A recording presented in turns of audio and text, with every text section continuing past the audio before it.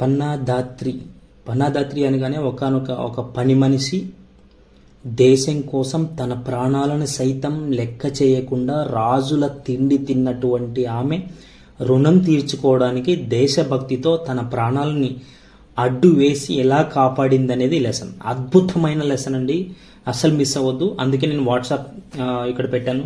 మీ friends ఉంటే ఖచ్చితంగా వాట్సాప్లో షేర్ చేయండి, ఎందుకంటే ఇది చాలా దేశభక్తికి సంబంధించినటువంటి విషయం.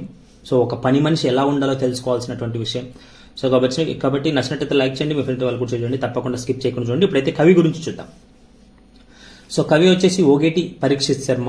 ఇతడు నవరస భరితాలతో కూడినటువంటి రచనలు చేసేవారు. అంటే శృంగార కరుణశాంతో రౌద్రో వీరో అద్భుతస్తద హాస్యో భయానక సేవ బీభత్సేతి తేనవ అని 9 నవరసాలు ఉన్నాయి. అలాంటి రచనలు చేసేవాడు అనమాట ఈయన. ఇతని రచనలు వచ్చేసి యశోధర మహాకావ్యం, సౌందర్య మీమాంస, జానపద నృత్య గీత మంజరి ఇలాంటి రచనలు చేశారు. రాణా ప్రతాప్ సింగ్ మహారాజు యొక్క జీవితం ఆధారంగా ఈయన ప్రతాప రాణాయనం అనే గ్రంథం రాశాడు. సో ఈ గ్రంథం ఆధారంగా ఈ లెసన్ మనకైతే చెప్పబడుతుంది, పన్నాదాత్రి అనే లెసన్. సో పన్నాదాత్రి గురించి, దేశభక్తి గురించి, ఆమె పనితనం గురించి, ఆమె సేవ గురించి, ఆమె రాజుకి ఎలా హెల్ప్ చేసిందనే దాని గురించి ఈయన అద్భుతంగా రాశారు. మనం ఇప్పుడు ఎస్ఎల్కి వెళ్ళిపోదాం. సో మేవాడ రాజ్యం ఉంటుంది. మేవాడ రాజ్యంలో సంగ్రామ సింగ్ అనే రాజు ఉంటాడు. అక్కడ ఆ రాజు దగ్గర పని మనిషిగా ఈమె పన్నాదాయి ఉంటుంది.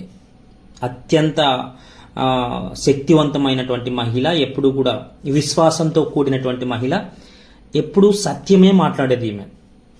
సో అందరి పట్ల దయతో ఉండేది, విశ్వాసంతో ఉండేది. బాల్యం నుండి వాళ్ళ ఇంట్లోనే ఉంటూ, వాళ్ళ తిండి తింటూ, వాళ్ళ ఉప్పు తింటూ, వాళ్ళకి విశ్వాసంతో ఉండాలి అని కఠినమైన నిర్ణయం తీసుకొని ఎప్పుడు కూడా రాజుకి సేవ చేస్తూ సేవకురాలిగా మన్ననలు పొందింది. అందరూ కూడా ఆమెను మెచ్చుకునేవాళ్ళు. అందరు ఎవరు వచ్చినా కూడా ఇంత ఉత్తమమైన సేవకురాలు దొరకడం మీకు నిజంగా ఎంతో అద్భుతం రాజా అంటూ సంగ్రామ సింగ్తో మాట్లాడేవాళ్ళు కూడా. ఉత్తమ నడవడిక, పని మనుషుల్లో కూడా ఉత్తమ నడవడిక కలిగినటువంటి ఏకైక స్త్రీ అనమాట పన్నాదాయి. సో ఈమె యుద్ధాలతో సంగ్రామ సింగ్ ఆలోచన చేసేవాడు. సో యుద్ధాలతో ఆయన వెళ్ళిపోతున్నాడు సంగ్రామ సింగ్. సో మరి వీళ్ళకి ఎలా హెల్ప్ చేయాలి, నా రుణం ఎలా తీర్చుకోవాలి, ఎప్పుడు కూడా సంగ్రామ సింగ్ అనే రాజు యుద్ధాలతో ఇతర దేశాలు లేకపోతే ఇతర రాజ్యాల వైపు వెళ్తూ ఉంటాడు. మరి నాకు కూడా శత్రువులపై ఎప్పుడైనా అవకాశం వస్తే రుణం తీర్చుకుంటానని మనసులో అనుకుంటూ ఉండేది. కానీ ఎలాగోలాగా రాజుకు ఉపయోగపడాలి అని నిర్ణయం తీసుకుంది. మరి కొంతకాలానికి యుక్త వయసు వచ్చేటప్పటికి ఆమెకి వివాహం చేయడం, వివాహానంతరం ఒక అద్భుతమైన సుందరమైన పుత్రుడు జన్మించడం పన్నాదాయికి ఇలా జరిగిపోతాయి. అదే సమయంలో సంగ్రామ సింగ్ అనే రాజు కూడా, ఆమె పనిచేసే రాజు సంగ్రామ సింగ్ కూడా ఒక అద్భుతమైన సుందరమైన మనోహరమైనటువంటి కుమారుడు జన్మిస్తాడు.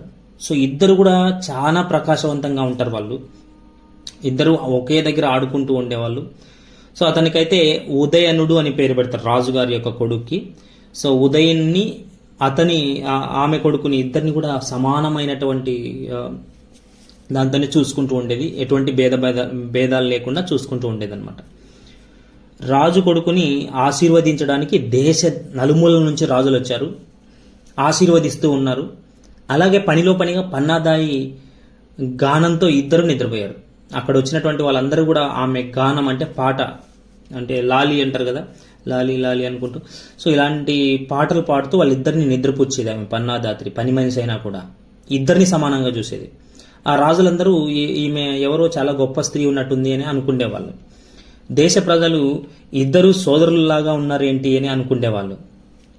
ఇద్దరిని సమానంగా పన్నాదాయి ప్రేమ పంచుతూ ఉండేది. రాజు కొడుకైనా తన కొడుకైనా ఇద్దరికి సమానమే ప్రేమ అంటూ తల్లి ప్రేమని చూపిస్తూ ఉండేది. అందరూ సంతోషంగా ఉండేవాళ్ళు అక్కడ ఉండేవాళ్ళు.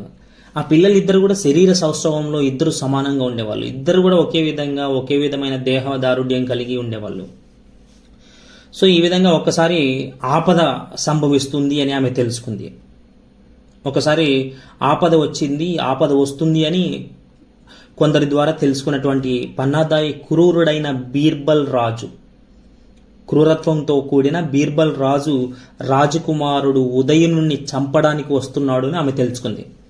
రాత్రంతా మేల్కొని భయంతో బాధతో ఏం చేయాలో తెలియక ఆమె అలాగే మేల్కొని ఆలోచిస్తూ ఉంది.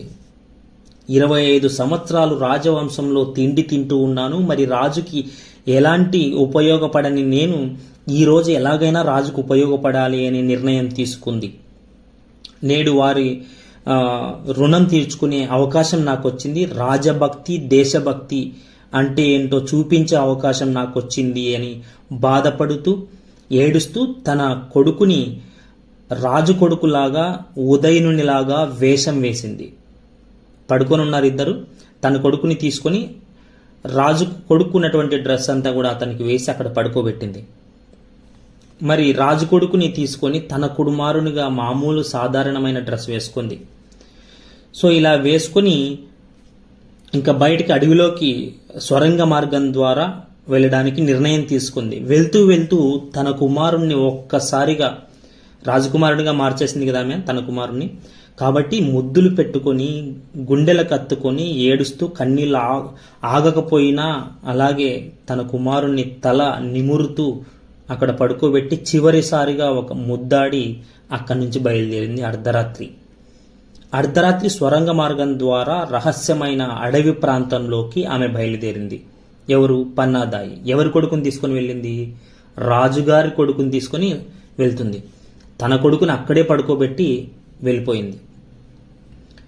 రాజా భోజనంకి రుణం తీర్చుకునే అవకాశం అంటూ మనసులో తలుచుకుంటూ ఈరోజు రానే వచ్చింది ఈ రుణం తీర్చుకునే రోజని ఆమె వెళ్ళిపోయింది అరణ్య మార్గానికి స్వరంగ మార్గం ద్వారా.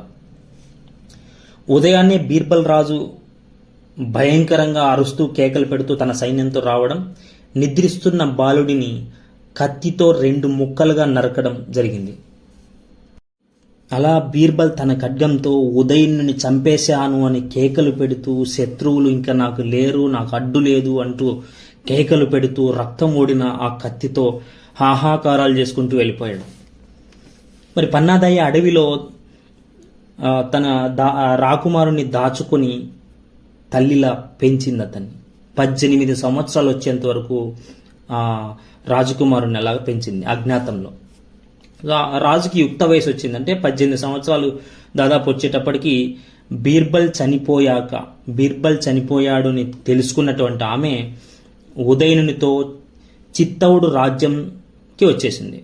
సో బీర్బల్ చనిపోయాడంట కదా అని చెప్పేసి ఇంకా చిత్తౌడు రాజ్యానికి వచ్చింది. రాజ్యంకి వచ్చిన వెంటనే ఆ అబ్బాయిని, అంటే తెలుసు కదా రాజకుమారుడు అని ఇతను, ఆ అబ్బాయిని సింహాసనం మీద కూర్చోబెట్టి ఎంతో ఆనందంగా తన కుమారుడే కూర్చున్నాడేమో అనే విధంగా భేదభావం లేకుండా రాజకుమారుని అక్కడ కూర్చోబెట్టి రాజుని చేసింది.